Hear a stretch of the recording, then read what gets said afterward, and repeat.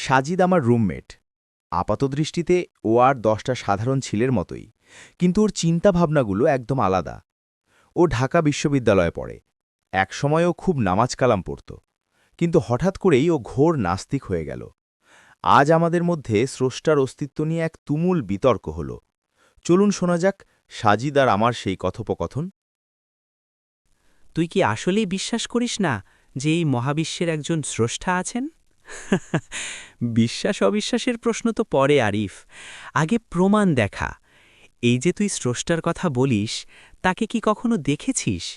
দেখা যায় না এমন কিছুতে বিশ্বাস করা কি বোকামি নয়? সব কিছু কি চোখে দেখলেই বিশ্বাস করতে হয় সাজিদ? তুই কি তোর মগজ দেখেছিস? দেখিসনি, কিন্তু বিশ্বাস তো করিস যে তোর মাথায় মগজ আছে। আরে না, এটা তো খোড়া যুক্তি হল। মগজ দেখা না গেলেও এক্স-রে বা অপারেশনের মাধ্যমে তা প্রমাণ করা সম্ভব। কিন্তু তোর ঈশ্বর, তাকে কি ল্যাবরেটরিতে প্রমাণ করা যাবে? আচ্ছা ধর, আমি তোকে বললাম, এই যে তোর হাতের স্মার্টফোনটা, এটা এমনি এমনি তৈরি হয়েছে। কোনো ইঞ্জিনিয়ার বা কোম্পানি এটা বানায়নি।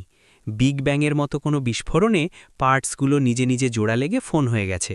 তুই কি বিশ্বাস করবি? অবশ্যই না, এটা অসম্ভব। একটা ফোন তৈরি হতে হলে অবশ্যই একজন ডিজাইনার বা মেকার লাগবে।